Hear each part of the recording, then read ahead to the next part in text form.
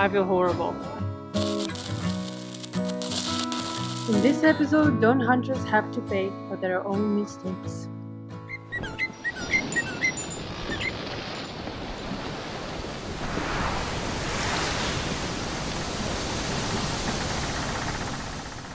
Mixed Russian dentist and American engineer with 30 years age difference who throw it all away for ocean exploration. Sell everything, fix the old boat, and sail away. Time for big guns.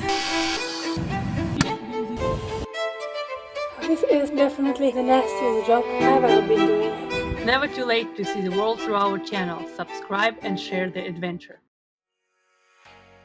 Hey Dawn Hunters, I'm Captain William. And I'm Dr. Yana. Welcome to the Dawn Hunters channel. We have that live broadcast coming up this Saturday the 19th, so we bring you this small episode of the progress in the boatyard and on our boat.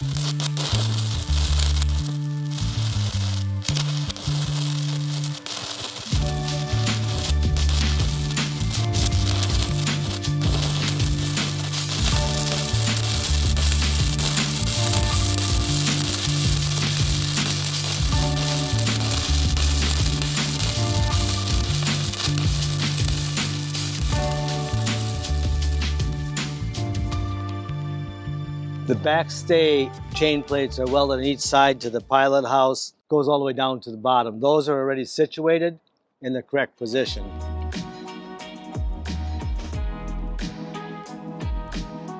Small detail and change is the backstay for the mizzen mast needs to go a little further off to the side so the boom isn't hitting it.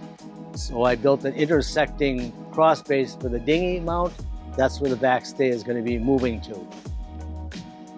I'll be welding a chain plate on the port and starboard side, so this will take care of the mizzen mast support rigging. This one is great for fixing my hair.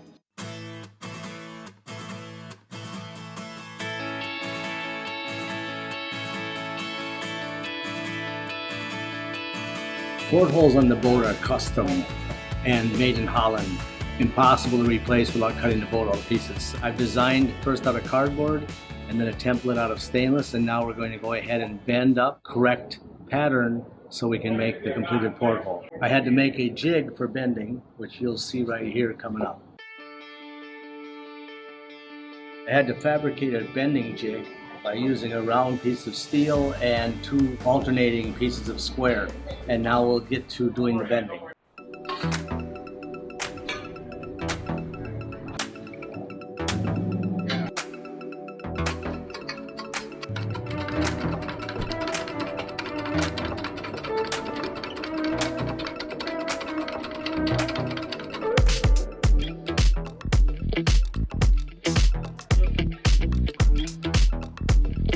Can you actually overbend it? You can overbend it, which is happening from time to time. And when you do that, it's actually on purpose. Then you bring it over here to the round piece of the vise. You hit it with a hammer until it's properly bent. How many of those you need? 14 portholes, but I'm making 2 extras while I'm doing this in case one gets messed up because these are one of a kind. You are one of a kind.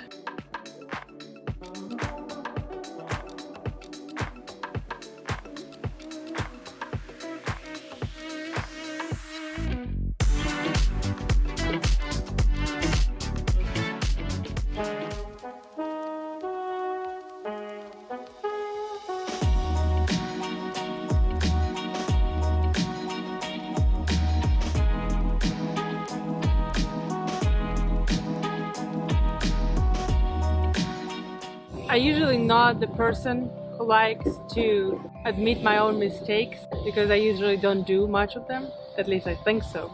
And that's what probably made me to do this one. You can see behind me the scraped putty and some rust lock applied. William trusted me to apply special marine putty over the rust lock. He provided me with instructions, but being myself a dentist, I thought I really know what I'm doing, and I really didn't listen them much. Came here, mixed it up, applied it all over. Came the next day, tried it, and it was not hard. That's strange. So I didn't say anything to him. Then I came the next day, tried again, not hard. Finally went to William and said, hey, I think something is wrong. Apparently I didn't mix the putty properly. Everything I applied all over the boat is wrong. He had to come, grind it every spot where it didn't harden, and we lost almost a week because of that. So now he's gonna come back and we're gonna do it together.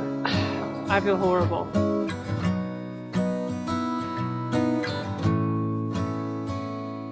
Boat putty, take 2. For real. Normally 2 of these bad boys would have been fine for the whole boat, but with Yana mixing, we just threw 2 of these in the trash. She feels bad enough. Let's get at this, try and make up for this lost time. On a personal note, now I know why the first couple pancakes aren't so great. It takes a little while to get that mixture down. It's super important on a boat to be using the right products. We're using All Grip. It's not body putty. It doesn't have talc inside. It's a compound that you mix 50-50. You have to get those molecules smashed up so that when you do apply it, it's going to harden. It's a little bit like epoxy putty. If you don't knead it and squeeze it and smash it multiple times, it never gets hard, which is kind of what happened when Yana did the mixing on the first go around.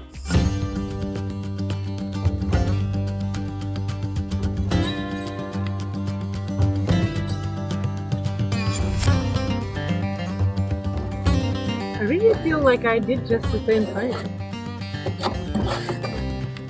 You would have been putting it on by now. I think I mixed it pretty long. Mixing it isn't important. Pressing it together is what's important. Now we're ready to apply this perfectly mixed, smashed together. Let's go to the boat. You first apply it on pretty thick, and then you're going to go along later with the squeegee and smooth it out. Everybody's worried about making it pretty, and you don't worry about making it pretty. You leave it on thick, and then you use the squeegee to finish it out. And at the very end, you're going to use the sandpaper to get rid of the rest of it. If you keep going small pieces at a time, a boat this size, you'll be here until next Christmas.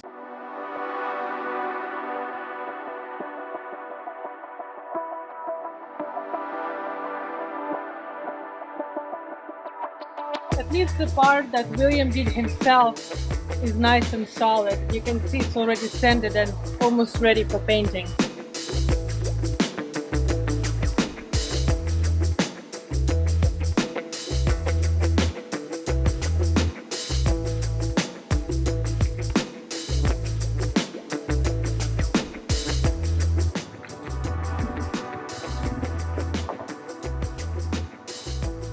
Hey!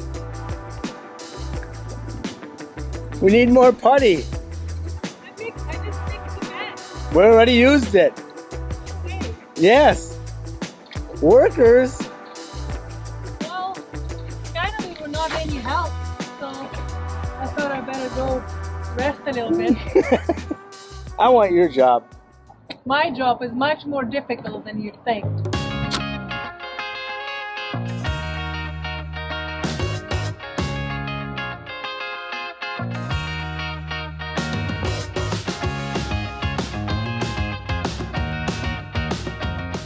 The technique for applying this on a flat surface is pretty simple. Getting it on curves, not letting it dry, is a little bit more challenging. Not only was it a challenge for Yana to be mixing it, it was a pretty tough location too. Once again, always put on a bunch of it. It can always get sanded off easier. Once again, don't send your soldiers without proper training on a war. Make sure that you have soldiers before you send them. This is actually a full finish application, made in Italy tool, but those little plastic things don't work more than about 3 times. This is good for at least 6-7 jobs.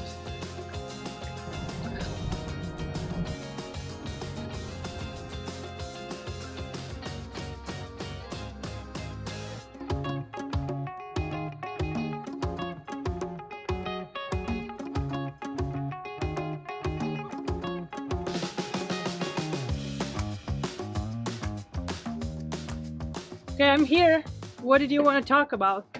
Good news is we got the generator up here. It's getting close to getting the engine room and the mufflers. The problem is it doesn't fit. Well, it's been here for 6 months. What do you mean it doesn't fit? Generator fits fine. The sound box that we ordered later on, because of going to electric and being quieter, is a lot bigger than the generator. So we're gonna have to go down in the engine room and figure out a way to get it in there and still be able to access it for doing the repair work. Welcome to Boat Engineering 101. Come on down and let's see what we can do. This is ridiculous. You know how much that's going to delay us for going in the water? That's why you're here. Sound box? No sound box? Someone tell this man that we have a splash. I have a splash in the shower. You still have a boat? Yeah, I even organized it. Come on down. Oh. Where all the scraping started. You're gonna go back Can there. I turn this off?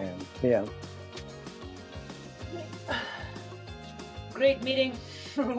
I brought the base plate of the sound box down, and wherever the base plate fits, then the sound box will fit.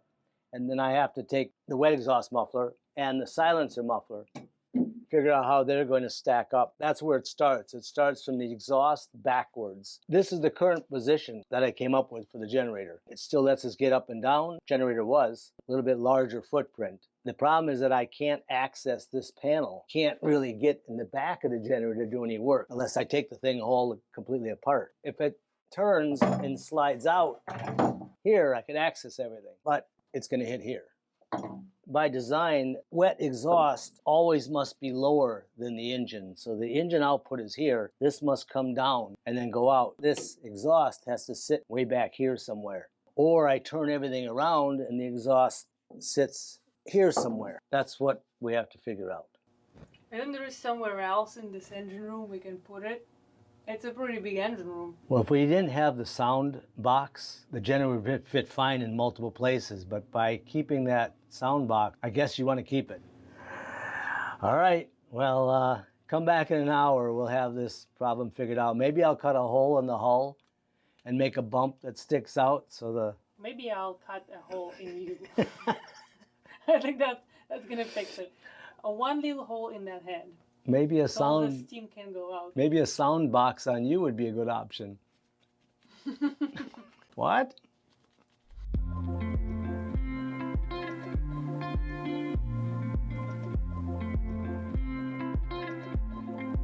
This engine room paint job looks pretty good, huh? Imagine you thought it was going to take 5 days. That was 8 months ago. Yeah, some things take a little longer. Time flies when you're having fun. Time flies when you're having problems. I got to figure it out. What I'm going to do is I'm going to raise the generator up by 6 inches, which then puts us higher up above the hull. Now the exhaust will be at the right angle and the muffler will go directly to the outside. I'll still have to crawl around to get at it, but the mufflers are the most important. So we got it. We can keep it in here. Well, just FYI, you stay here until that's all done. I don't want to hear any excuses of something not working again. The generator was sitting there literally 6 months. See this generator here?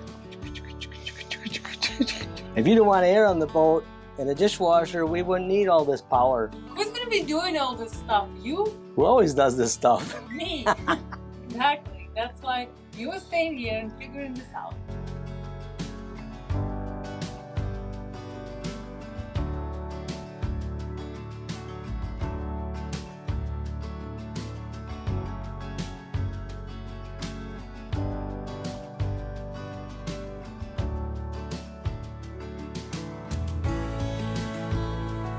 For those of you generator freaks out there and power freaks, this is a Phaser Marine generator. I researched a lot of makes.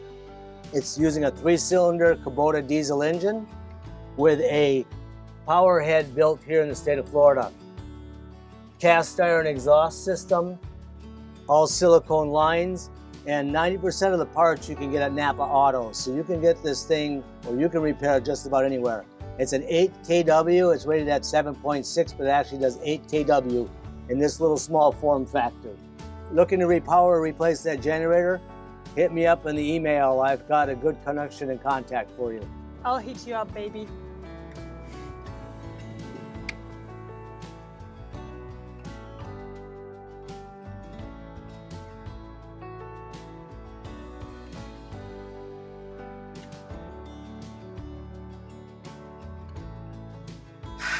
Mixing a bad batch of pancakes is not that bad as mixing a whole batch of that crap on the boat. We both learned together. Next time, before I send a soldier to the war, I'll make sure I know where the war is.